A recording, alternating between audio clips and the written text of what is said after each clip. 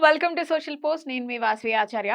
So, I know మీకు చాలా doubts ఉన్నాయి లీగల్‌గా అండ్ ల్యాండ్స్ మీద అని చెప్పేసి, ఈరోజు మీ డౌట్స్ అన్నీ క్లారిఫై చేయాలి అని అంటే, ఒక పర్ఫెక్ట్ లాయర్ అయితే మనతో ఉండాలి కదా! ఆయన చెప్పే సజెషన్స్ కానివ్వండి అండ్ ఇచ్చే గైడెన్స్ కానివ్వండి, ప్రాపర్‌గా ఉంటేనే మీ పననేది జరుగుతుంది. అవునా కదా? సో, ఆ లాయర్ ఎవరో కాదండి. ఈరోజు మనతో మన సోషల్ పోస్ట్ స్టూడియోలో ఉన్నారు. కళానిధి సంజీవ్ కుమార్ గారు. He is the senior most high court advocate అనమాట. సార్ టైమ్ మన కోసం తీసుకొని అండ్ మీ క్వెషన్స్ అన్నిటికి ఆన్సర్ చేయడానికి ఈరోజు మనతో స్టూడియోలో ఉన్నారు. అండ్ వన్ మోర్ థింగ్ ఏంటి అంటే, ఒకవేళ మీరు సార్‌తో మాట్లాడాలి అని అంటే సార్ అడ్రెస్, సార్ డీటెయిల్స్ అన్నీ కూడా నేను స్క్రీన్ మీద ఇస్తాను. లీగల్ అడ్వైజర్స్‌కి మాత్రం మీరు ఈ వీడియోని ఎక్కడ కూడా స్కిప్ చేయకుండా ఎండ్ వరకు చూడండి. మీ ప్రాబ్లమ్స్ అన్నీ సాల్వ్ అవుతాయి. Trust me. అండ్ వీడియోలోకి వెళ్ళిపోదామా? సార్‌ని వెల్కమ్ చేద్దామా? Hello sir. హలో. ఎలా ఉన్నారు? బాగున్నాను. ల్యాండ్స్‌కి సంబంధించిన కేసెస్ కోర్ట్‌లో వేస్తూ ఉంటాం. ఏళ్ల అవును. తరబడి తిరగాల్సొస్తుంది. అవును. కానీ ఇక్కడ వచ్చిన ఒక క్వెషన్ ఏంటంటే మనకి డబ్బున్నవాడే ఈ ప్రాపర్టీకి సంబంధించిన కేసులలో గెలుస్తాడా? సామాన్యుడు ఎంతకాలం తిరుగుతూనే ఉండాలా? అసలు గెలుస్తామా లేదా? మీరు చెప్పిన క్వశ్చన్ 100% రాంగ్ అండి. న్యాయం అనేది చట్టంలో డబ్బున్న వాడికి ఒక రకం చట్టం, డబ్బు లేని వాడికి ఒక చట్టం అంటూ ఉండదమ్మా. మన భారత రాజ్యాంగంలో బిఆర్ అంబేద్కర్ రాసిన రాజ్యాంగం బ్రహ్మాండమైన రాజ్యాంగం రాశాడు ఆయన 1950లో. ఆయన అలా పార్షియాలిటీ ఎక్కడ చూపించలేదు. రిచ్ కోటి, పూర్ కోటి అని చెప్పి ఎక్కడ ఉండదు. ధర్మం అనేది ఎలా ఉంటుందంటే, ధర్మం 2 రకాలు, 3 పాదాల మీద నడుస్తుంది అంటారు. హ్మ్. మీరు ధర్మంగా, న్యాయబద్ధంగా మీరు భూమి కొనుక్కుంటే, మీ దగ్గర మీరు గట్టిగా పేదవాళ్ళు, డబ్బు లేదు, ఆయన కూడా పక్కవాడు ఇన్ఫ్లుయెన్స్ ఉపయోగించి కోట్లు ఉన్నవాడు అనుకుందాం, డబ్బున్నవాడు మనిషిని కొనగలుగుతాడు, న్యాయమూర్తిని కొనలేడు. హ్మ్. గుర్తుపెట్టుకోండి ఈ పాయింట్. హ్మ్. న్యాయమూర్తి దగ్గర ఆయన అందరినీ సరి సమానంగానే చూస్తాడు ఆయన. అంతేగాని న్యాయమూర్తి పెద్ద టాప్ మోస్ట్ ఇండస్ట్రీ, అమ్మమ్మ ఆయన దగ్గర అయితే ఆయనకి ఎలా కేసు గెలిపించాలి, ఈ పూర్ పర్సన్కి ఇదంతా లేదు ఇంకో ఇది ఓడిపించాలని ఎప్పుడు న్యాయమూర్తి ఎప్పుడు అలా ఆలోచించాడు. న్యాయమూర్తికి కావాల్సిన ప్రాపర్ ఎవిడెన్స్ గుర్తుపెట్టుకో. ఆయనకు కావాల్సిన సాక్ష్యాలు కరెక్ట్గా ఉన్నాయా లేవా, డాక్యుమెంట్స్ కరెక్ట్గా ఉన్నాయా లేవా. ఒకవేళ బడాబాబు దగ్గర డాక్యుమెంట్సే లేవు, బడాబాబు దగ్గర డబ్బులు ఉన్నాయి, హుహు.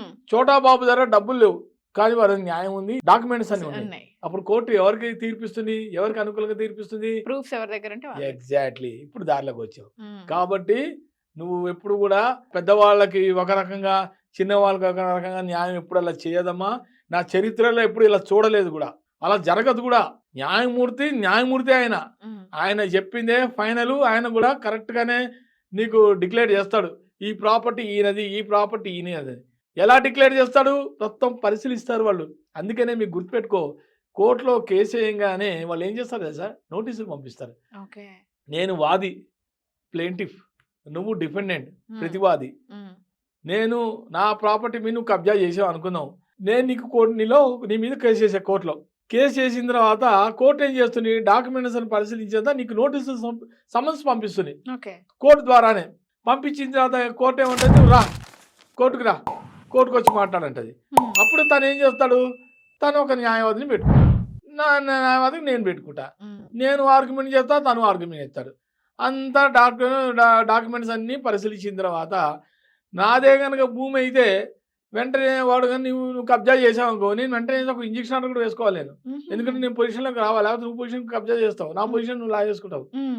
నా పొజిషన్ నువ్వు లాగేసుకుంటే నాకు ఇబ్బంది కదా. హ్మ్. నా పొజిషన్ నేను ఉండాలంటే నేను ఇమీడియట్ ఒక ఇంజక్షన్ ఆర్డర్ వేసుకోవాలి. హుహు. Order 39 rule 125 okay.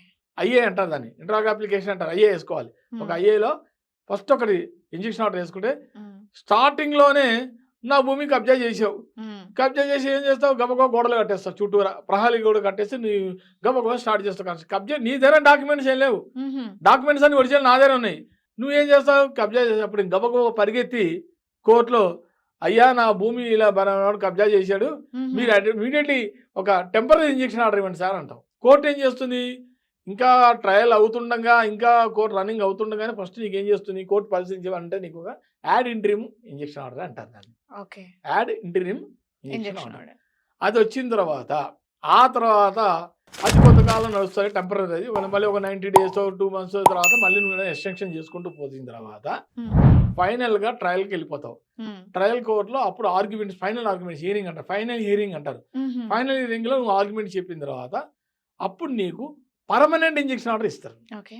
Section 38 to 47 గుర్తుపెట్టుకో ఇది. ఈ సెక్షన్స్ వర్తిస్తాయి పర్మనెంట్ ఇంజెక్షన్ ఆర్డర్‌కి. ఓకే. అర్థమైందా? దీంట్లో కూడా ఆర్డర్ 7 రూల్ 7 ఆర్డర్ 7 ఎయ్యాలి.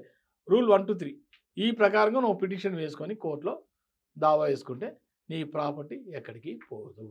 Okay. Thank you so much sir. చాలా క్లియర్‌గా చెప్పారనమాట. Thank you so much.